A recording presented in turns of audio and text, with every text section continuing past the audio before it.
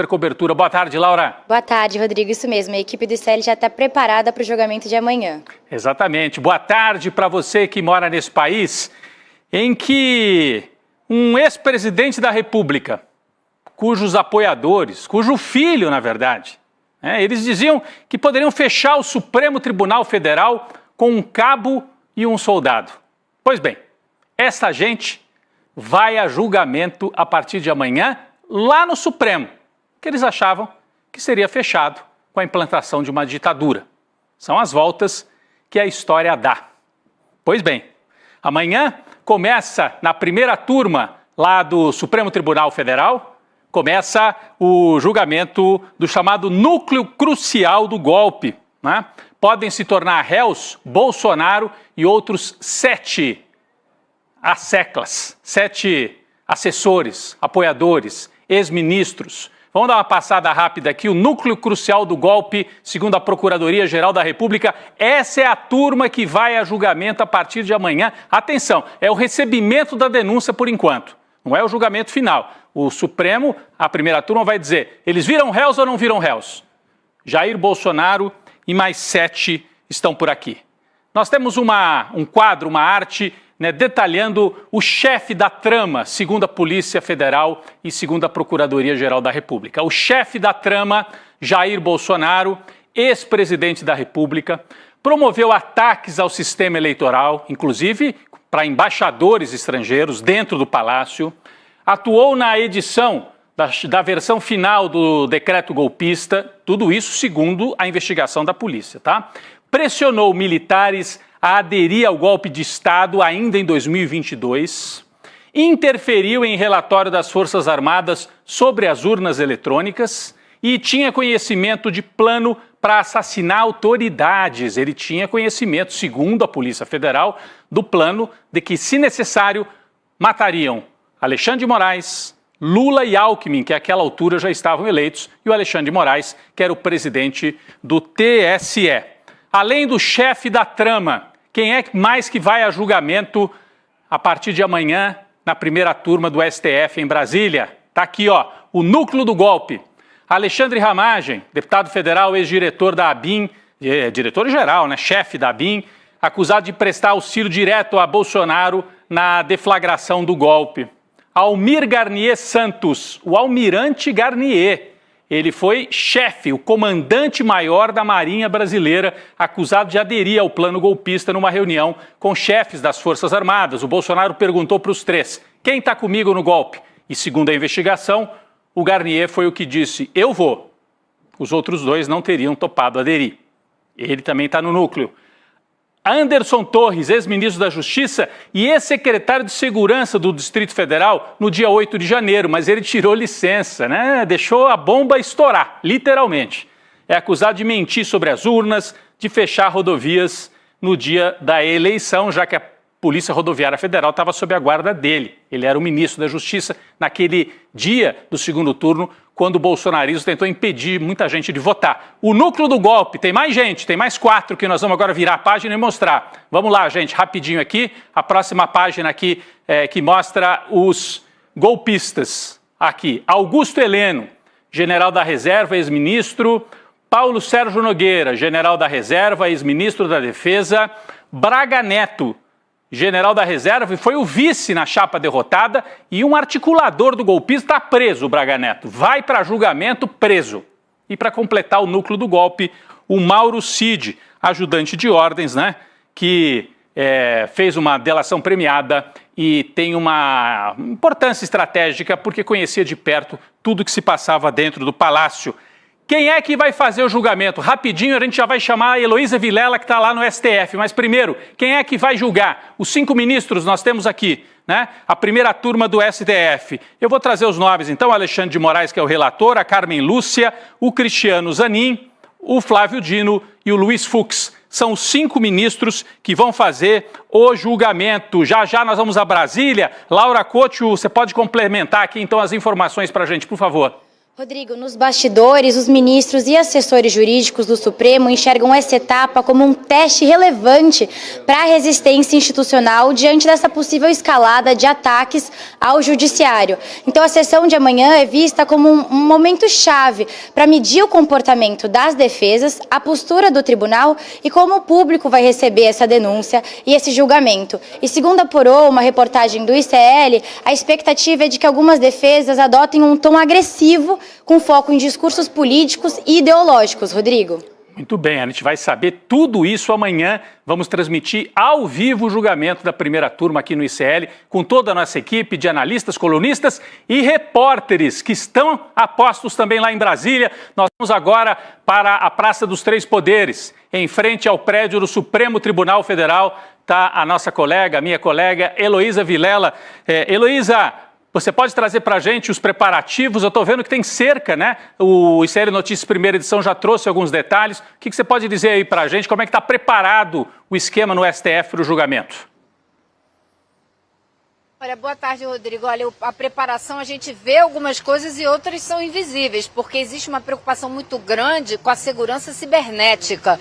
O STF tem sido alvo de muitos ataques cibernéticos que tentam inundar o sistema com a entrada de vários robôs ao mesmo tempo para derrubar exatamente esse sistema cibernético. Então houve um investimento grande para que isso não aconteça, né? A internet aqui precisa funcionar bem, porque os processos são enormes e tudo isso roda nos computadores. Agora, aqui fora, a gente já vê hoje uma grande movimentação de segurança, mas eu desconfio que amanhã vai ser ainda mais intensa, porque hoje ainda não tem ninguém aqui, mas amanhã todos os advogados dos acusados estarão presentes, cada um vai ter 15 minutos para falar. Então a gente vê aqui do meu lado, do lado de lá da Praça dos Três Poderes, tem um caminhão da Polícia Militar, um ônibus da Polícia Militar.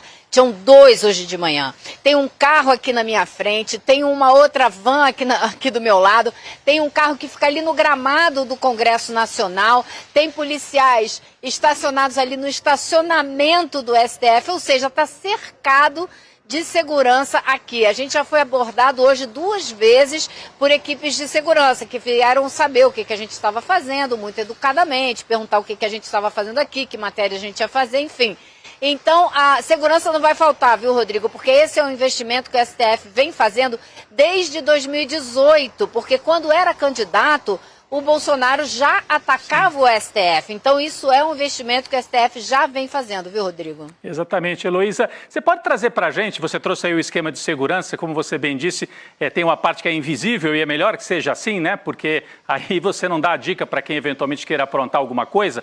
Mas e a sequência do julgamento, né? A gente tem uma sequência até para que o nosso público, a nossa comunidade, comece a entender o que vai acontecer amanhã. A gente tem um quadro aqui também, você podia ir trazendo para a gente a sequência e a gente coloca aqui na tela esse quadro, quem é que fala primeiro o procurador, que juiz é que fala primeiro, que ministro e depois as defesas. Por favor, Heloísa. Vamos lá, quem começa e abre a sessão é o ministro Cristiano Zanin, apesar de ser um dos ministros, né, que tem menos tempo aqui na casa, ele é que preside a primeira turma, por isso ele abre a sessão. Depois dele, quem vai se pronunciar é o ministro Alexandre de Moraes, que é o relator desse caso. Ele vai fazer um resumo do relatório que ele fez. Não vai ler o relatório inteiro, mas vai apresentar um sumário.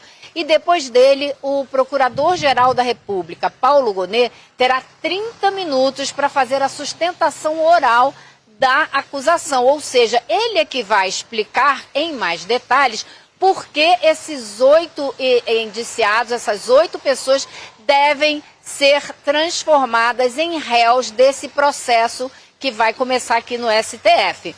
Depois dele, virão então os advogados de defesa das 8 pessoas acusadas, cada um com 15 minutos para apresentar os seus argumentos e defender o seu cliente. Depois disso, então, começam as votações. Os ministros farão 2 rodadas de votação. Uma primeira votação é como eles estão chamando, a votação preliminar, né, de temas que os advogados vão apresentar para tentar derrubar o mérito, ou seja, derrubar o motivo central dessa acusação. Eu só ia dizer que a gente tem um quadro, uma segunda parte desse quadro para ilustrar isso que você vinha falando. Estava ali na primeira ainda, mas segue, por favor. Você falou que tem os votos preliminares e depois... E aí depois eles vão votar o mérito, ou seja, aí é a parte que a gente quer ver o resultado, né, Rodrigo, quanto antes. É quando eles vão dizer 1 a 1 se acreditam que cada um desses réus deve se tornar, cada um desses indiciados deve se tornar réu. Uma vez que eles se tornem réus, então aí sim o STF vai marcar a data para começar essa ação penal, ou seja, aí sim eles já estarão sendo julgados por crimes que teriam cometidos. A gente não pode dizer que cometeram até que eles sejam considerados culpados, não é verdade? Mas é isso, essa é a sequência do que a gente vai ver aqui amanhã e a gente vai acompanhar, né, Rodrigo, bem de pertinho para ver qual é a defesa que esses advogados vão apresentar. Isso eu acho que vai ser a parte mais curiosa para a gente prestar atenção. Não, estou curioso também, eu gostei aqui, dentro das 4 linhas da Constituição, né?